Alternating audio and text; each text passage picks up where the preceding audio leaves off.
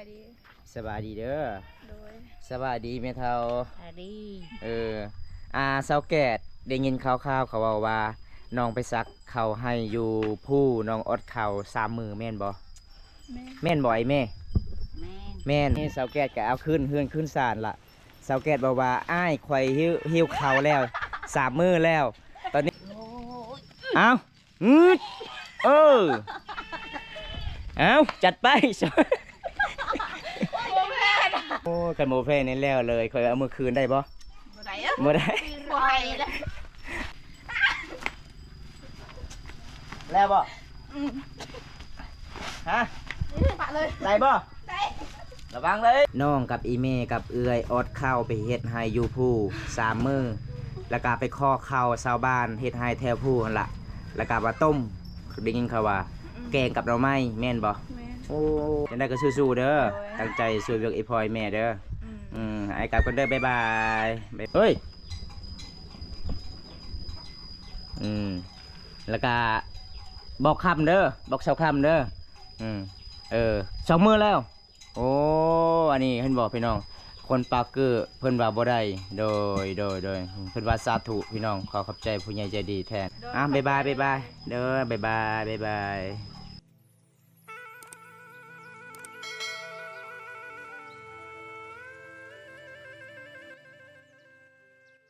ทักทายสบายดีพ่อแม่พี่น้องมื้อนี้กับบอมตาก็มีข่าวได้ดีพี่น้องเอ้ยมีผู้ใหญ่ใจดีจากประเทศไทยให้บอมตาซื้อข้าวมาฝากน้องแกดเพราะว่าเพื่อนน้องแกดก็บ่มีข้าวกินประมาณ4 มื้อแล้วเพื่อนชาวแกดอดข้าวพี่น้องก็เลยมื้อนี้กับบอมตาก็มาซื้อข้าวให้ชาวแกดได้เพราะว่าเงินผู้ใหญ่ใจดีฝากมาจากประเทศไทยพี่น้องจังได้ก็รับชมการมื้อนี้อยู่เรือนอยู่ศาลสบายดีสบายดีเด้อโดยสบายดีแม่เฒ่าสวัสดีเซาแกดได้ยินข่าวๆเขาเว้าว่าน้องไปซักเขาให้อยู่ผู้น้องอดเขา3 มื้อแม่นบ่แม่นบ่ไอ้แม่แม่นบ่3 มื้อบ่ได้ยินเขาว่าอีแม่ไปคอเข้าเขาเจ้าอยู่ผู้แม่นบ่แม่นโอ้เวลาเขาเบิดนอนอยู่ผู้นี่อีแม่กินหยังฮะ รู้ไหมมันกินหยังกินหน่อไม้บ่หรือว่าจังใดกินทำไมกินหน่อไม้บ่เซาแกดโดยได้ยินเขาว่า3 มื้อน้องอดข้าวอยู่ผู้แม่นอีหลีบ่แม่นั่นเลยได้ยินว่าอีเมเจ้าไปขอเข้าเขาเจ้าเฮ็ดให้อยู่ผู้แม่นอีหลีบ่แม่นั่นเขาเจ้าให้บ่อยแม่เขาให้บ่ฮะเราให้เขาให้เท่าใดเขาให้นะจักโลแม่โอ้เพราะว่าอดข้าวเนาะว่าเครื่องของน้องบ่มีข้าวกินโดยข้าวที่บอมตาซื้อมันก็เบิดเลยเนาะโดยสอบหนึ่งพี่น้องเพราะว่ามื้อนี้ก็ได้กินข้าวๆก็เลยผู้ใหญ่ใจดีก็ให้บอมตาซื้อข้าวมาฝากน้องเด้ออันนี้ก็จะเป็นสอบหนึ่งละ600,000 ปลายพี่น้องเพราะว่าบอมตาก็เป็นห่วงน้องแกนหลายบอมตาก็ไปเที่ยวชนบทหลายก็เลยไปบ่ได้มาเยี่ยมมายามด้นแล้วพี่น้องเอ้ยมื้อนี้ก็ไปมอบข้าวให้ผู้ใหญ่ใจดีฝากมามื้อนี้วันสะพานบุญผู้ใหญ่ใจดีพี่น้องเอ้ยอันนี้เคยพอบ่โดยไปเลี้ยงงัวโดยโอ้พี่น้องเอ้ยไปเลี้ยงงัวอ้าวอีพ่อเจ้าบ่ได้ซักข้าวให้บ่มื้อนั้นบ่ได้ยินเขาว่าอีเมเจ้าอดข้าว3 มื้อมื้อนั้นก็บ่ได้ซักมันบ่เลี้ยงงัวเลี้ยงงัวโอ้พี่น้องเอ้ยแล้วบ่ซักข้าวให้แล้วเลยโอ้จักมื้อแล้ว บ่ฮู้บ่ฮู้หลังจากที่แล้วซักข้าวให้แล้วน้องไปขอข้าวไผอีกที่มากินอยู่ในเฮือนบ่ฮู้น้ำพ่อแม่ไปขอบ่เขาเห็นนี่พอเจ้าเมื่อวานซืนนี่ประมาณ2 โลนี่ล่ะเห็นนี่พอเจ้าไทยอยู่ในถุงยางล่ะข้าวไผพอจะไปขอบ่ฮู้บ่แม่นบ่เฒ่าแถวบ้านนี่บ่พอจะไปขอบ่จักแล้วข่อยก็บ่ได้อยู่เฮือนไปเฮือนหมู่ไปลิงพี่น้องเอ้ยเป็นจังได๋มื้อนี้อีแม่ดีใจหลายบ่มีข่าวผู้ใหญ่ใจดีจากประเทศไทยซื้อมาสอบหนึ่งดีใจบ่ไม่ไปฮะกันตบแม่หยังอีแม่ว่าจังได๋แม่ว่าดีใจแล้วดีใจเนาะโอ้เอ้าคันท้าดีใจก็เอาไว้โลดเขาหั่นเอาขึ้นเฮือนถ้าขึ้นเฮือนบ่แพ้ค่อยเสียมื้อคืนเด้เรียบไม่หยังจะเรียบบ่แพ้ เอี้ยวโอ้บ่แพ้เมื่อยอดข้าวเลยเนาะไอ้แม่เนาะโอ้ยเมื่อยมีข้าวกิน3 มื้อแล้วไอ้แม่ว่าโอ้ย คันให้อีเมเอาขึ้นเองอยู่ในเฮือนอีเมว่าแล้วเลยสิบ่ได้กินอีกอีเมว่าอดข้าว3 มื้อเมื่อยยกข้าวบ่ขึ้นเลยอ้ายเจ้าอยู่ไสอ้ายเจ้าฮะ ประเด็นเอาไปเลยถ้าป่า มีแต่ให้น้องขึ้นเฮือนแล้วเด้อเขาเด้อเพราะว่ามื้อนี้บอมตากะค่าเวียกลายสิไปมอบอีกทางเฮือนสาวคำคนปากกือ4 คนมีผู้ใหญ่ใจดีพากมาศาสตร์เพราะว่ามื้อนี้ก็ดิมยามน้องก็ให้บอกให้อ้ายน้องขึ้นเฮือนแล้วเด้อเขาเด้อ จ้าจ้า มื้อนี้ก็สิได้กินข้าวแล้วเนาะมื้อนี้เนาะ 3 มื้อแล้วอดข้าวอดน้ำพี่น้องเป็นน่าสงสารเลยน้องเกดพี่น้องเอ้ย จะกินทายชอ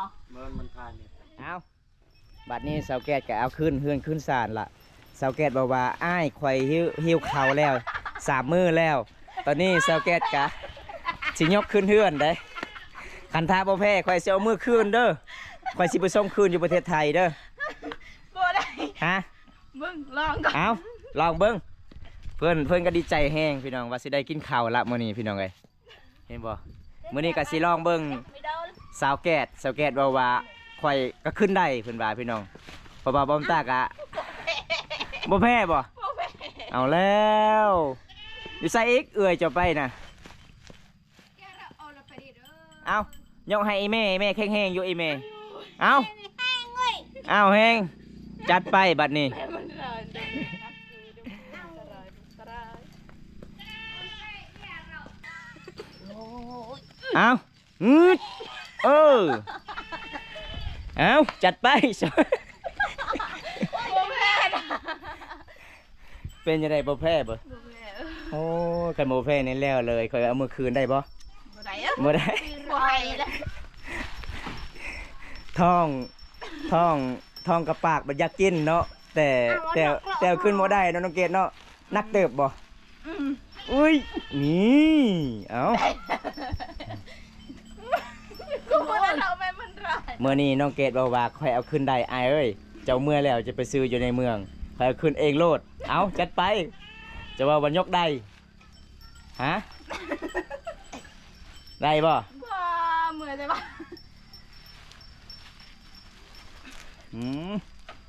คือบ่ไปคือบ่ใส่อยู่บ่าได้บ่ บ่ได้เมื่อย อ้าวขอยยกให้บ่าเจ้ามาเออเอา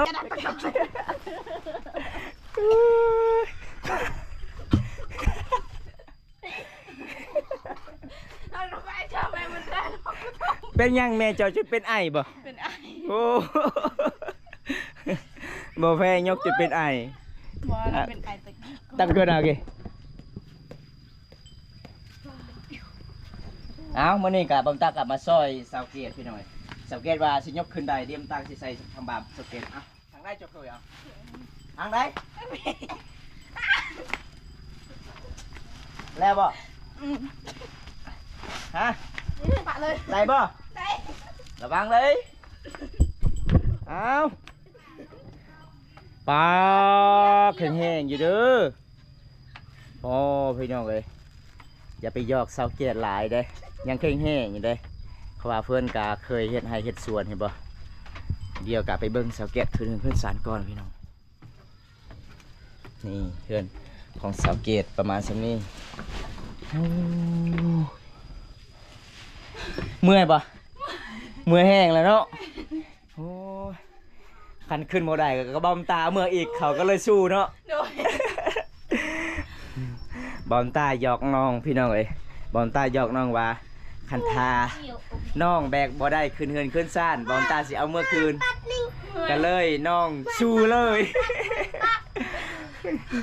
ก็น้องสู้จนได้ขึ้นเฮือนขึ้นซ่านพี่น้องไอแม่จนเป็นไอเนาะ โดย ไอแม่จนเป็นไอพี่น้องเมื่อนี้ก็สิได้เฮ็ดเลยเนาะเสียยาให้เนาะ โดย ได้สอบหนึงฮอดบ่เสียยาให้บ่ฮอดเนาะเพราะว่าบอมตาได้ยินข่าวๆว่าน้องกับอีเมกับเอื้อยอดข้าวไปเฮ็ดให้อยู่ผู้3 มื้อแล้วก็ไปขอข้าวชาวบ้านเฮ็ดให้แถวผู้หั่นล่ะแล้วก็มาต้มได้ยินข่าวว่าแกงกับหน่อไม้แม่นบ่ แม่ โอ้ก็เลยบอมตากะ จัดให้ตามผู้ใหญ่ใจดีพังไทยโทรมาบอกบอมตาให้ไปซื้อน้องแกดข้าวเด้อน้องแกดอึดข้าวแล้วก็เลยเป็นห่วงน้องแกดหลายเพราะว่าบอมตาปกติก็อยากไปแต่มือนั้นแต่บอมตาข้าวอยากไปละลายชนบทก็เลยบ่ได้เมื่อบานพี่ดอกเอ้ยมื้อนี้ก็ดีใจหลายบ่น้องดีใจเนาะเป็นจังไดแม่เฒ่าดีใจบ่ ใช่ ดีใจเนาะโอ้มื้อนี้อายมายิ้มยามมามอบข้าวกับประมาณชั่วนี้น้องเด้อ โดย อายสิกลับก่อนเด้อเพราะว่าอายก็ยังสิไปสะพานบุญแทนเพื่อนสาวค่ำอีกมีผู้ใหญ่ใจดีจากทางไทยให้บอมตาไปสะพานบุญ โดย เพราะว่าเพื่อนสาวค่ำกับเป็นคนปักกือ4คนจังได้ก็อายกลับก่อนเด้อน้องเด้อจังได้ก็สู้ๆเด้อตั้งใจช่วยเวียกอีพลอยแม่เด้อ อืม อายกลับก่อนเด้อบ๊ายบายบ๊ายบายตอนนี้ก็บอมตาหลังจากมาสะพานบุญผู้ใหญ่ใจดีจากประเทศไทยให้บอมตาซื้อมาข้าวผักข้าวแกะเพราะว่าเพื่อนข้าวแกะก็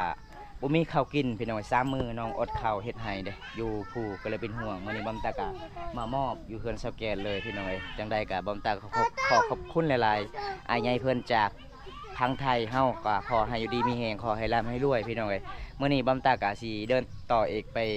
บ้านเสาคำพี่น้องมีผู้ใหญ่ใจดีฝากเงินมาให้ช่วยครอบครัวเสาคำมีคนปักเกือ4คนจะได้บอมตาก็มาต่อเลยคลิปนี้พี่น้องมาต่ออยู่เพื่อนเสาคำเลยจังใดไปทำการพี่น้องไปโอเคทุกคนตอนนี้ก็บอมตาก็มาห่อเคลื่อนเสาคำแล้วพี่น้องเอ้ยมื้อนี้ก็มีผู้ใหญ่ใจดีจากทางไทยที่ให้บอมตาไปสะพานบุญหายกันเลยมื้อนี้บอมตาก็จัดให้ทางมอมขอผู้ใหญ่ใจดีพี่น้องสิมามอบเพื่อนเสาคำก็จะเป็นศาสตร์เลยนี่พี่น้องนี่เพื่อนเสาคำพี่น้องเดียวบอมตาก็อันนี้ยักษ์คือเดือนเขาเจ้าก่อนพี่น้องเอ้ยเวลามาเฮือนมาศาลนี่หาสิได้พอหรือบ่พี่น้องเพราะว่าช่วงนี้ก็เขาเจ้ากันหลายคนก็เฮ็ดสวนมันเลยเฮ็ดให้ปลูกข้าวพี่น้องเอ้ยนี่ประตู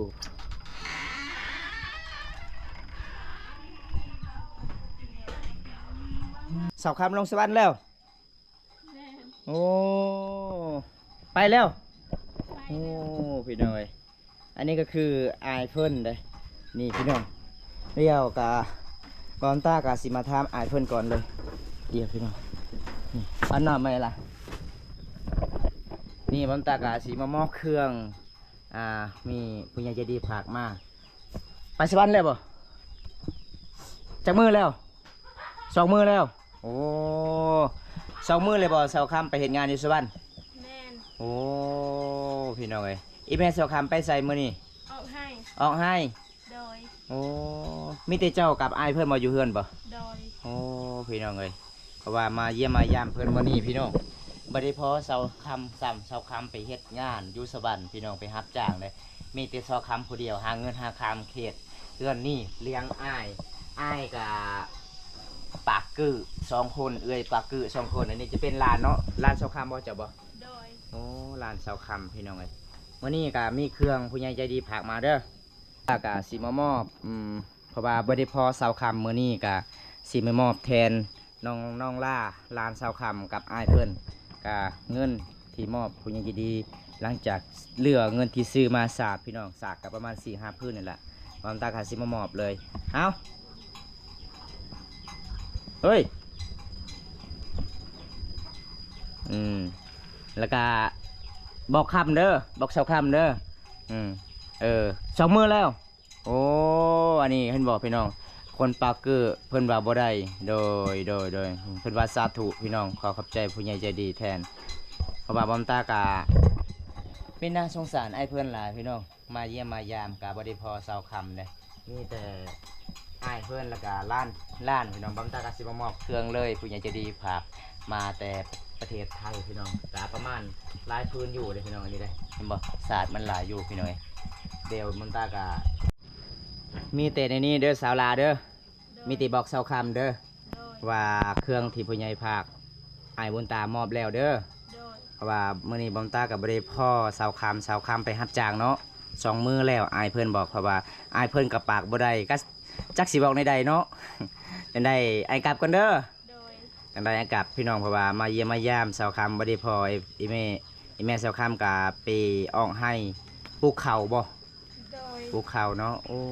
พี่น้องเอ้ยมีน่าสงสารเลยจะได้อ้ายเมื่อก็เด้อน้องเด้อ โดย บ๊ายบายเด้อบ๊ายบายเอาพี่น้องจังได้กับบอมตากะสิกลับก้อนพี่น้องเอ้ยมื้อนี้มาเยี่ยมมายามเสาคำกับบ่ได้พอเด้เพราะว่าเสาคำกะไปรับจ้างแล้วพี่น้องเอ้ยนี่ โอ้สบายดี สบายดี ก็มาที่ไซนี่น่ะ มาจะชักให้ สักให้โอ้คือมาเครือลายแท้มื้อนี้มาเยี่ยมมายามสาวค่ำบ่ได้พอสาวค่ำไปเฮ็ดงานเลยบ่อยแม่ ไปเก็บงาน จักมือแล้ว ไปช่องมือ สองมือแล้ว โอ้สองมือแล้วเพราะว่าซาดกับเงินข่อยพากนำสาวลาเลยเด้อมื้อนี้บ่ได้พอสาวค่ำเงินที่ผู้ใหญ่ใจดีพากมาแต่ประเทศไทย แห้งเข้าใจลูก โดย เกิดลูกทุกข์ลูกคนปากือ โดย ชี โด ค ย น โดยโดย จนอยู่ดีมีแห้งร่ำรวยได้ลดลากอีเดอลูกเด้อชาทุ โอ้สาธุ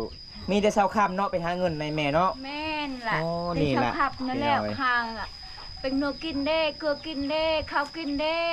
อ๋อโดย ทุก โดย จดน่ะเอ้ยช่องคดอายช่องคด ปลากือเบิด มดปลากือมด โอ้เอ้ยสาวค่ำยังบ่ทันได้มาบ่ เออ ยังบ่ทันได้มา เออ โอ้พี่น้องเอ้ย แม่ก็เท่าลูกเอ้ โดย ย หาเงินหาขาดมีแต่สาวค่ำ นี่ที่ชาวขับ โอ้ ไม่ได้กุ้มกิ๊ด แม่น จังได้ลูกกลับกันเด้อ เออ เพราะว่าเงินที่ผู้ใหญ่ฝากกะบำตาฝากน้ำสาวลาเลยเด้อ เออ กับศาสตร์เด้อ ขบใจ แม่เด้อ แม่เออ โดยตอนนี้ลูกกลับกันเด้อมาบ๊ายบายบันสวนบ๊ายบาย เรียกตีเลย นี่พี่น้องมาเยี่ยมสอคามมื้อนี้กะบุญดีพ่ออีเมเพิ่นหากะมาแต่ให้เด้เพราะว่าบ่มตากะบ่ได้พอเซาคำกะไปรับจ้างแบบเขตชนบทบ้านเฮากะเวลาเป็นสาวโสดต้องหาเงินหาคำเลี้ยงครอบครัวเลี้ยงอายเลี้ยงเอื้อยกับคนปากกือ2คนอายคนปากกือ2คนก็เป็นนาสงสารมื้อนี้ก็ขอบคุณหลายๆอายใหญ่เพิ่นจากประเทศไทยที่ฝากเงินมาให้บ่มตาสะพานบุญแทนครอบครัวสาวค่ำ มื่อนี้บำตากะมามอบแล้วเด้อพี่น้องจังได้บำตากะสิปิดไว้สำนี้ก่อนพี่น้องพอได้รับชมคลิปนี้แล้วก็อย่าลืมฝากกดไลค์กดแชร์กดติดตามนี่เด้อพี่น้องฝากเป็นกำลังใจให้บำตาเฮ็ดคลิปตอนต่อไปพี่น้องไอ้ยคลิปนี้โจบไว้เท่านี้ก่อนคลิปหน้ามาพบมาพอกันใหม่ขอกล่าวคำว่าสบายดีสวัสดีบันสวนเด้อบ๊ายบาย